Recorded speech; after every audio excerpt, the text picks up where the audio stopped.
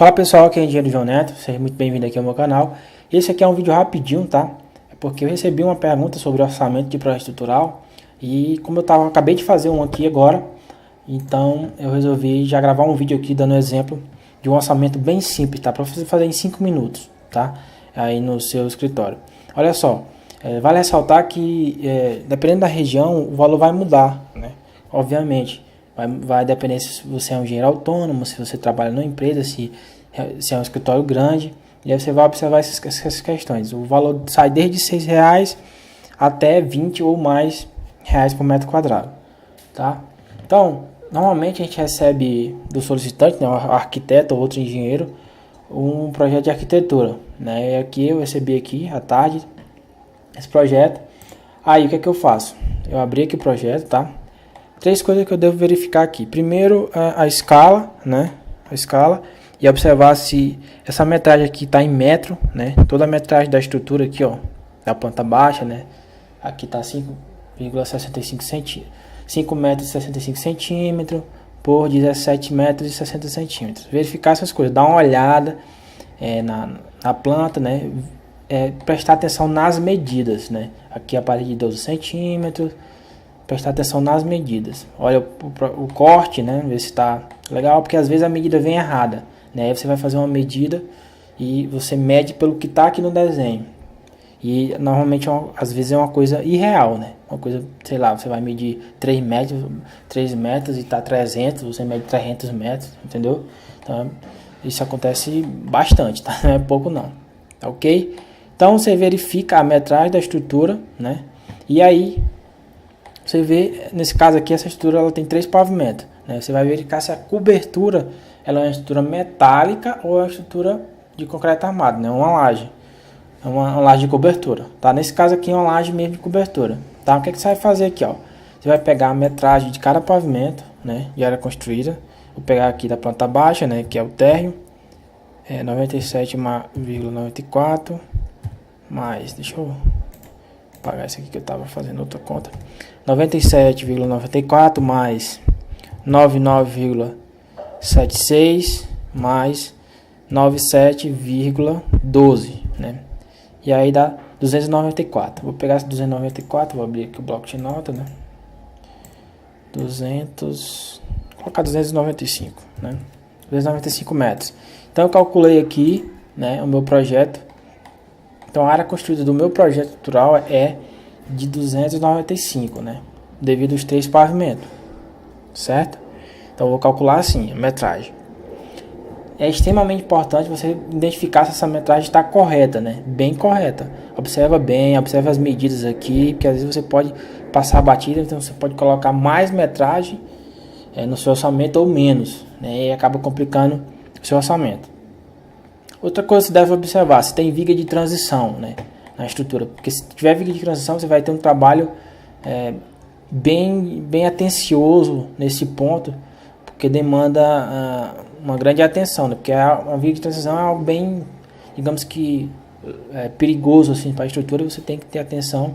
Isso aí é algo que você precisa também ter conhecimento para fazer esse tipo de adotar uma solução mais adequada para uma viga de transição, tá? Então, você tem que observar isso, se tem viga de transição. Nesse caso aqui, é provável que não vá ter, né, uma viga de transição. De primeira, assim, do que olhando aqui o projeto arquitetônico, não vai ter uma viga de transição, né? É provável que não, tá? Mas aí você não vai fazer um projeto para poder fazer um orçamento. Você vai dar uma olhada do jeito que eu estou olhando aqui para você dar um orçamento, porque se você for fazer, toda vez que você for fazer um orçamento de um projeto, se for fazer pré-dimensionamento, for fazer concepção, você vai perder muito tempo e não dá certo. Então você faz uma pré-análise para você poder fazer o orçamento, tá ok? Então verifique se a metragem que você está observando é correta. No caso, se a cobertura fosse de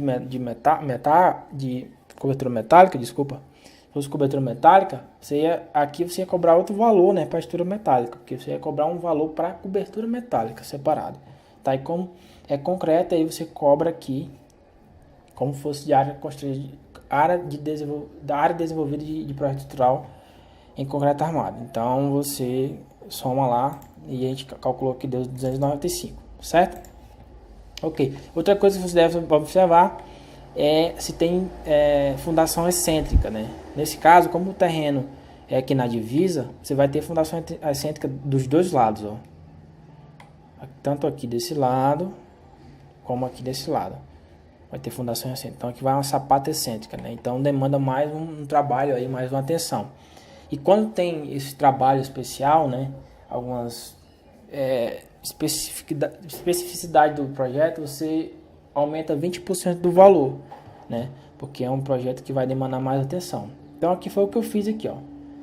Eu tenho um exemplo aqui, né? Um modelo no meu Google Docs aqui, pode ser no Word também. Então modelo aqui, se você tiver uma logomarca, você já coloca aqui em cima, tá? Coloca engenheiro civil, coloca o seu CREA, né? E aí embaixo aqui você coloca no canto direito aqui, você coloca a cidade, aí aqui você coloca para qual engenheiro, né, que você está enviando, você coloca o título aqui da proposta para o projeto estrutural e tal. Aí você vem aqui, vem através dessa proposta apresentar o projeto estrutural e tal. Você coloca aqui o endereço bem básico, né, para identificar o endereço. Se tiver mais informações sobre o endereço, você coloca. E aqui, o projeto contempla fundações em concretamado, isso aqui é importante, fundações em concretamado mediante laudo de sondagem, né? Isso aqui é vou até grifar aqui, que é uma informação muito importante, laudo de sondagem. Eu particularmente, eu estou em início de carreira, eu não faço projeto sem laudo de sondagem, tá?